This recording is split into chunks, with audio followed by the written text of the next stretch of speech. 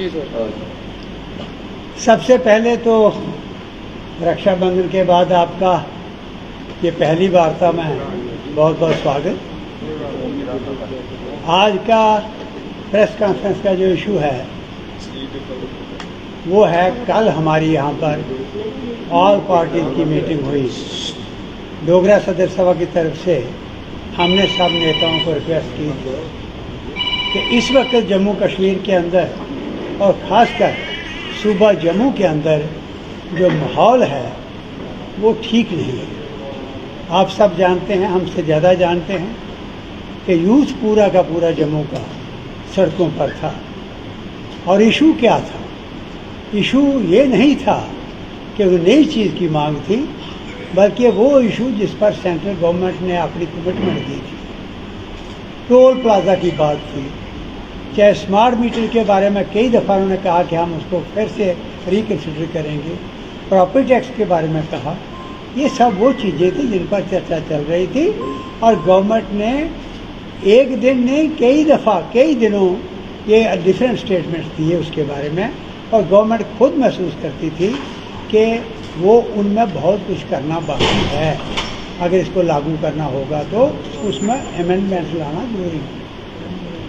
अब ये क्या हुआ कि गडकरी जी की भी अनाउंसमेंट थी पार्लियामेंट के अंदर कि टोल प्लाजा ख़त्म किए जाएंगे, जितने डिस्टेंस पर अलाउड हैं वही हम रखेंगे। उसमें ये 100 टोल प्लाजा भी आता था, बन का भी आता था, और बाकी जो उन्होंने फैसले लिया ठंडी खुई का, बाकी ये सारा रिकन्सिडर करने की कोशिश हो रही थी। इतनी देर हमारे यूथ ने, जम्मू के यूथ ने ये देखकर कि सड़क हमें मिल नहीं रही, सारी सड़क उखेड़ी हुई है, पुल टूटे हुए हैं और ये टोल प्लाजा तो बंद नहीं हो रहा, तो अगर रिकन्सिडर करना है तो सारी सड़क के जिसके वजह से टोल प्लाजा हमें देना पड़ता है और वो लेते हैं, वो बजा ही नहीं वहाँ पर, तो इसको बंद करो आप। और उसको लेकर कुछ नौजवानों ने, जैसे युवा राजपूत सभा के नौजवान बढ़ के और सारे की सारी पार्टियों ने, सब संस्थाओं ने उनको सपोर्ट किया कि वाकई ये जायज़ मसला है,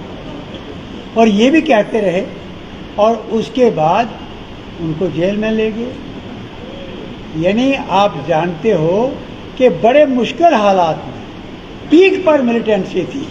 पाकिस्तान यहाँ पर किस किस्म के खेल खेल रहा था। कश्मीर का नौजवान भड़क चुका था, घरों के घर में इस वक्त अजीब किस्म का सन्नाटा था। नौजवानों ने आहुतियाँ अपनी, जो शहीद हुए वहाँ पर, चाहे सिक्योरिटी फोर्स उन्होंने भी आहुतियाँ दी, और जो मिलिटेंट बने और उन्होंने हरकतें की वो भी मारे गए, और घरों के घर खाली हुए थे।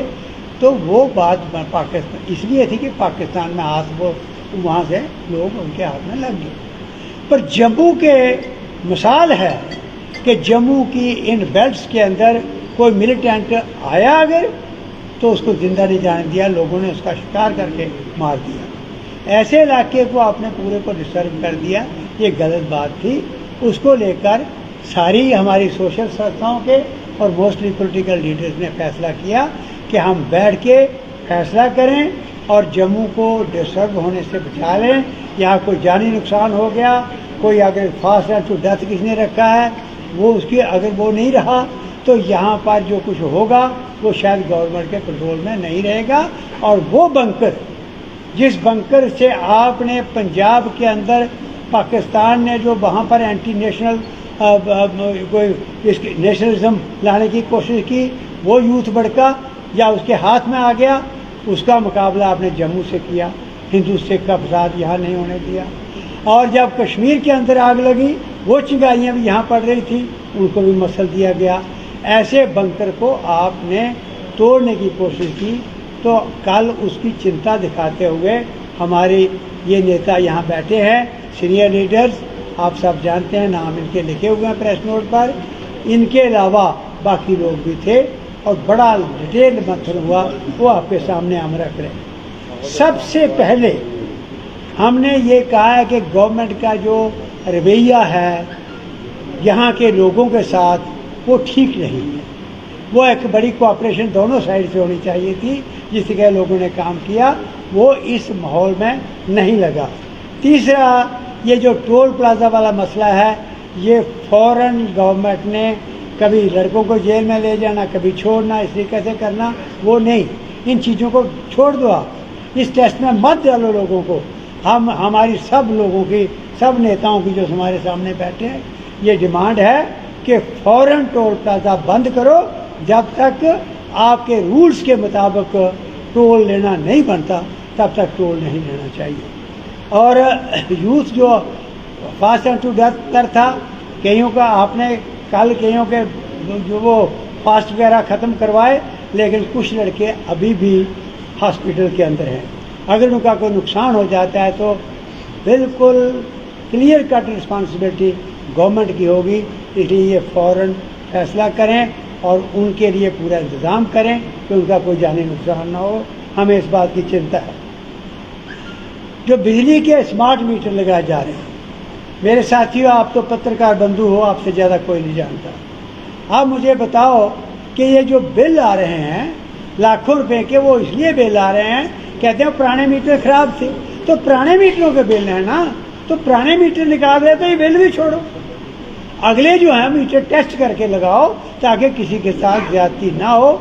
ये भी हमने सब पार्टियों के सब नेताओं ने वहाँ पर यूनानिमस फैसला किया है कि गवर्नमेंट से मांग की है कि ये मीटर टेस्ट करो, उन्होंने वायदा किया है। और दूसरा, जो पुराने मीटर आपने खुद कहा कि वो इसलिए रिप्लेस किए कि वो ठीक नहीं थे, तो उनका जो बिल था वो सारा का सारा ख़त्म करो। और फिर अगली बात ये है कि हमारा हेरिटेज है जिसको लेकर हम कह रहे हैं कि डोगरा का, अब देखिए कश्मीर के अंदर ये मिलिटेंसी भड़की, उसका कारण है कि ये भी था कि इस जनरेशन को नहीं पता था कि कितने लोगों ने कुर्बानियाँ दी हैं, जम्मू कश्मीर बना कैसे, बचा कैसे और 75 साल चला कैसे। तो वो इंस्पायर करता है इतिहास, तारीख, वो इंस्पायर करती है हेरिटेज, वो आपने गायब कर दी, उसकी तरफ ध्यान है। ऐसे ही सबसे बड़ा हेरिटेज जम्मू कश्मीर का मुबारक मंडी हेरिटेज है। वहाँ ये पता लगा कि उन्होंने एक्सप्रेशन ऑफ इंटरेस्ट फ्रॉड किया और एक पैलेस को, बहुत सुंदर पैलेस को, ये होटल में कन्वर्ट करने की कोशिश कर रहे हैं, जो गलत होगा। प्रोटेक्टेड मॉन्यूमेंट को ये रूल्स के मुताबिक होटल में कन्वर्ट नहीं कर सकते, वो प्रोटेक्टेड मॉन्यूमेंट है, स्टेट प्रोटेक्टेड मॉन्यूमेंट है, डिक्लेयर्ड है, उसको आप ना करिए, उसके लिए रोष है। इसके साथ आपके माध्यम से भी हमने पहले भी कहा, अब हमने विजिट भी की थी और कल हमारे सब ये नेता बैठे हैं और इन सब ने एक आवाज़ से ये किया फैसला कि वो जो हेरिटेज, जो आर्काइव रिपोजिटरी है, उसके अंदर 8 लाख फाइल है, जिसके अंदर चशूर की treaty, Amritsar treaty, Lahore treaty, state बनी कैसे, आज भी किन बुजुर्गों की जो खोपड़ियाँ आज भी उन बर्फानी पहाड़ों में हैं, वो सारी कहानियाँ वहाँ हैं जिनसे कि इंस्पिरेशन मिलती है। तो वो इतिहास से गायब ना हो जाएं, इसलिए वहाँ से उस आर्काइव को ना छेड़ा जाए, ये भी कल फैसला हुआ। और इसके साथ साथ आपके माध्यम से पहले भी कहा था, लेकिन आज सब पार्टियों के नेता हमारे बैठे हैं, इन सब ने ये फैसला किया कि हम गवर्नमेंट से ये मांग करते हैं कि रणवीर कैनाल, आपको बताया हुआ है, इस धरती पर ऐसी नहर और कोई नहीं है जिसका इतिहास ये है कि डायरेक्ट मिनरल, उसके अंदर पानी के अंदर मिनरल्स हैं, डायरेक्ट ग्लेशियर से पानी आता है। आरएसपुरे की बस बासमती के अंदर जो खुशबू है उस पानी की वजह से है। 64,000 हेक्टेयर ज़मीन ये इरीगेट करता है। दड़ब के पास जो ब्रीच हो चुकी है, ये नहर ख़त्म हो रही है, एनक्रोच हो रही है, पूरे शहर का गंदा पानी जो है गटर खोले हुए हैं इस नहर के अंदर डाल रहे हैं। या हमने मांग की थी कि साबरमती रिवर की तरह आप इसके ऊपर सोलर सिस्टम लगाओ, बिजली भी मिलेगी खुली और यहाँ किश्तियाँ चलती थी, फिर से टूरिस्ट आएगा। ये फ्रिज है बहुत बड़ा, कि रेफ्रिजरेटर का काम भी करती है नहर, उसको बचा लो। ये भी कल हमारे इन नेताओं ने, जो ये बातें आम नेता नहीं करते, जिनकी स्टडी है तो जानते हैं, वही करते हैं। और इन सब पार्टियों ने, सब नेताओं ने मिलकर फैसला किया है और ये मांग की है।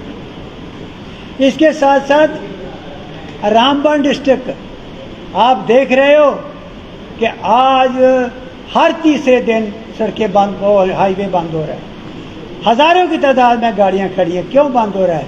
क्योंकि आपने गलत कटिंग की उन पहाड़ों की, और नेशनल हाईवे की प्लानिंग, जो असली प्लानिंग होनी चाहिए थी, वो एक साइड पर रह गई और वहाँ पर सारे पहाड़ चल गए। जो ब्लास्टिंग की उसकी वजह से दरारें आ गई हैं और 300 फैमिली आज भी डिसलोकेट होकर वो उनको इन्होंने गवर्नमेंट ने कहा जाओ आप लोगों के मकानों को किराए पर ले लो, किराया गवर्नमेंट देगी। उनको कोई किराया नहीं मिल रहा और भूख से मरने की स्थिति में इस वक्त लोग हैं। हमारी मांग है कि रामबान के अंदर जो गलतियां हुई है इसको पूरी तरह से आप फिर सर्वे कराओ, देखो कहाँ गलती हुई, ठीक करो। नहीं तो जोशी मठ की तरह पूरे का पूरा ये इलाका जा रहा है। आप पछताओगे, चिल्लाओगे। आज ऐसे हिमाचल की पोजीशन बन गई है, आज शिमला इस धरती पर ज्योग्राफी में नहीं रहेगा। वही सिचुएशन यहाँ बन रही है और मेगा टूरिस्ट डेस्टिनेशन था, ये पहाड़ थे जम्मू के जो तबाह हो रहे हैं, इसके पीछे कोई साजिश लगती है। और फिर एक हमने ये कहा था, ये जो सारी बातें जो एजिटेट कर रहे हैं लोग, उनके साथ तो बात आप करो, लेकिन जब असेंबली का चुनाव नहीं हुआ है तो उसकी एब्सेंस में आपके पास ग्रास, ये डेमोक्रेटिक सेटअप, कोई अफसर ये कहे कि लोग मेरे पास चल के आए तो गलत है। मालिक ये हैं, ये तनख्वाहें दे रहे हैं अपने टैक्स देकर। तो इसलिए जब तक आपकी असेंबली बहाल नहीं होती तब तक सिविल सोसाइटी को इन्वॉल्व करिए और उनका डिस्कस करिए। और जम्मू और कश्मीर के दो कम से कम एडवाइज़र जो हैं वो सिविल सोसाइटी की तरफ से आप लीजिए, ताकि ग्रास रूट तक आप लोगों की बात सुन सकें। ये डिक्टेटरशिप यहाँ नहीं चलनी चाहिए और यहाँ के जो अफसर हैं, ब्यूरोक्रेट हैं, उनको भी जगह देनी चाहिए। बाकी लास्ट में हमारा पॉइंट था कि स्टेटहुड हमारी, इस ऐतिहासिक रियासत की वो दर्जा वापस किया जाए जो आपने वायदा किया है इमीडिएटली, और इलेक्शन किए जाएं। धन्यवाद। जो कुछ कोई पूछना चाहते हो तो पूछ लो। मेरे साथ हमारे बहुत ही सीनियर नेता श्री अब्दुर्रहमान शेख साहब यहाँ बैठे हैं, एक्स MP हैं, आपको पता है, पुराने सियासतदान हैं। उनके साथ आईनी खजूरिया साहब हैं और नरेंद्र सिंह जी हैं, और उसके बाद हमारे शाहिद सलीम साहब हैं और प्रकाश सिंह जी हैं। और उसके बाद हमारे, आप जानते हैं, सानी साहब हमारे बहुत इस वक्त एक्टिव हैं, जुझारू नेता हैं, और ये शिव सेना के हैं, उदो जी के फैक्ट्री के। और उसके बाद हमारे यूथ हैं राघव अरोड़ा और उनके साथ ही साथ, तो मेरे साथ मेरे लेफ्ट में आप जानते हैं सब, हमेशा हम इकट्ठे होते हैं प्रेस कॉन्फ्रेंस में, डोगरा सभा के